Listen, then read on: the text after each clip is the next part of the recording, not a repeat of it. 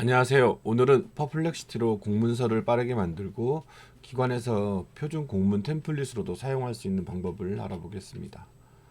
먼저 검색창에 퍼플렉시티를 검색해 주세요.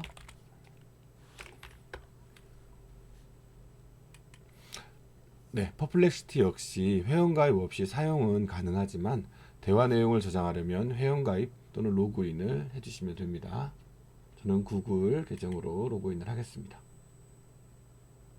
네, 로그인이 되었습니다. 퍼플렉시티는 검색과 생성이 결합된 도구입니다.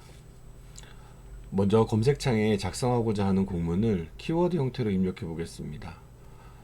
예를 들어 폭염 대비 취약계층 보호대책 협조를 위한 공문을 요청해 보겠습니다.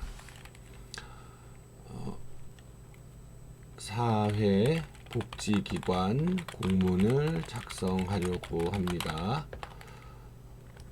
주요 키워드를 한번 입력해 보겠습니다. 주제는 폭염 대비 취약계층 보호대책 협조 요청. 네, 키워드를 입력해 볼게요. 키워드 반드시 포함되어야 될 내용은요, 목적이 들어가야겠죠. 그리고 일시 또는 요청 사항, 그리고 회신, 그 다음에 회신 기한이 되겠네요. 회신 기한, 그 다음에 붙임 표기, 네, 그리고 네, 문체는 행정 공용으로 사용하는 행정 공문체, 그리고 정중하고 간결하게, 이렇게만 일단 키워드를 입력해 보겠습니다.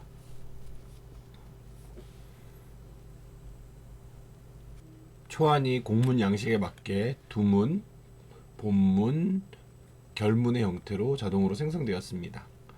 한번 읽어보시고 공문 초안을 보고 누락되었거나 추가할 내용을 한번 요청해 보겠습니다. 지금 두문에 기본적으로 있어야 할 문서 번호, 두문에 추가할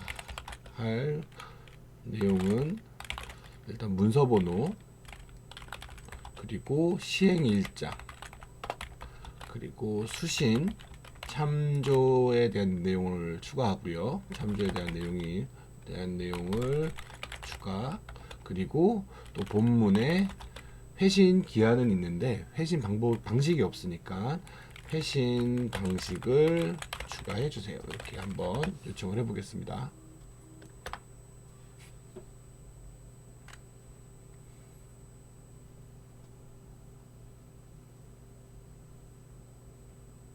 네, 수정된 내용을 확인할 수 있습니다.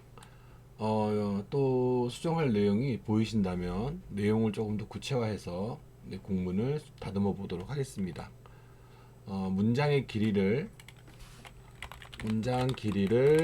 좀 더 간결하게 해주고, 또 이 번호도 가나다 1, 2, 3이 지금 섞여 있는데요.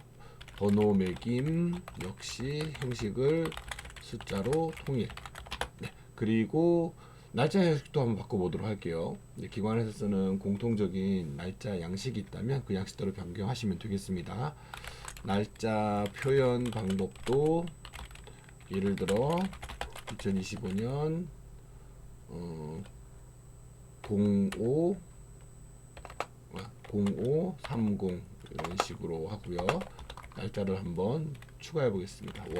월요일, 요일도 한번 넣어 볼게요. 그리고 붙임도 지금 한 부 있는데요. 하나 더 추가해 보겠습니다. 붙임도 현장 점검 체크리스트 한 부, 이렇게 내용을 추가해 주세요. 해보겠습니다. 네, 퍼플렉시티는 이제 대화형 구조라 추가 조건을 즉시 반영되어서 이렇게 표시되는 걸 볼 수 있습니다. 좀 더 간결하게 표시가 되었고요. 네, 그리고 날짜의 형식도 변경이 되었고, 그 다음에 네, 붙임도 체크리스트가 하나 더 추가된 걸 확인할 수가 있습니다. 수정된 공문 내용을 확인하고요. 혹시 표현이 좀 애매하거나 좀 어떤 문장을 좀 변경하고 싶은 부분이 있다라고 하면 그 부분만 좀 이렇게 콕 집어서 따로 요청을 하셔도 좋습니다. 예를 들어서 2번 문단 네, 2번 문단에서 네, 2번 문단을 더 정중하게 네, 정중하게 그리고 협조를 요청하는 것이 아니라 부탁하는 것으로 해주세요 라든지 이렇게 변경하고 싶은 그런 스타일의 그런 문장을 지정해서 변경할 수도 있습니다.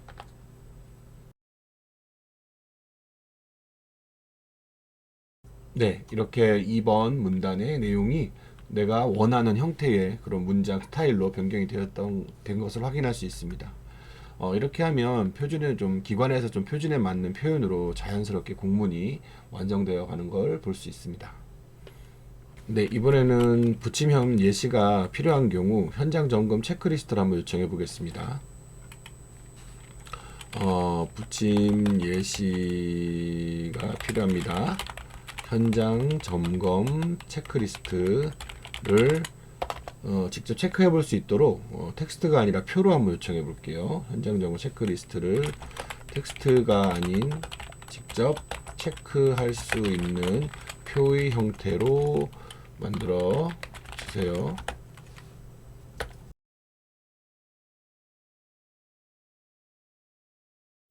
네, 이렇게 부침에도 참고로 넣어줄 수 있는 부침 자료 현장 점검 체크리스트를 만들 수 있습니다.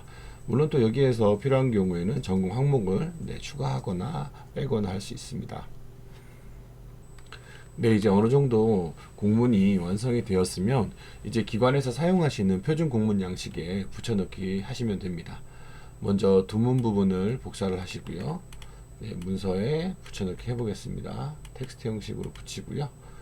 다음 본문 형식의 제목을 먼저 입력을 하겠습니다. 제목을 입력을 하시고요. 그 다음 본문을 나머지를 입력을 붙여넣기 해보도록 하겠습니다.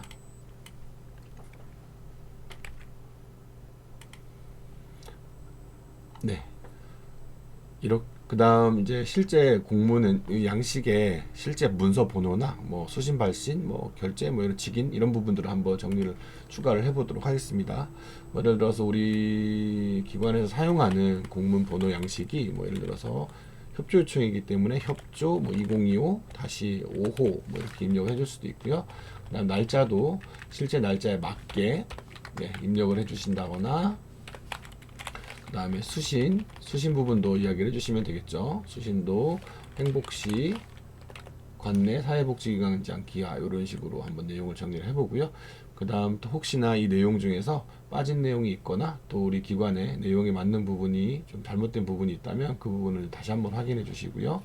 실제 이제 공문을 발송하기 전에 맞게 양식을 최종 수정해 주시면 되겠습니다.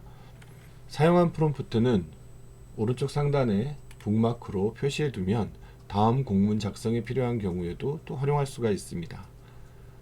새로운 공문을 작성할 때도 퍼플렉시티는 마지막 지침 내용을 기억하고 있기 때문에 주제와 키워드를 입력하면 자동으로 내가 원하는 양식의 공문을 손쉽게 완성할 수 있습니다.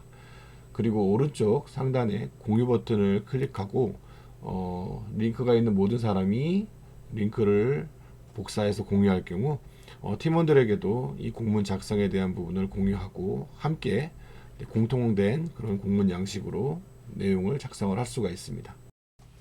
AI가 만들어준 공문 초안은 최종본이 아닙니다.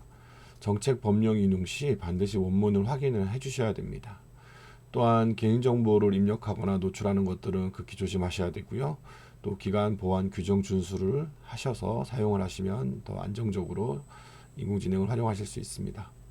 네, 오늘은 퍼플렉시티로 공문 초안을 자동으로 만들고 또 표준 양식에 적용해서 완성하는 과정을 실행해 보았습니다. 네, 감사합니다.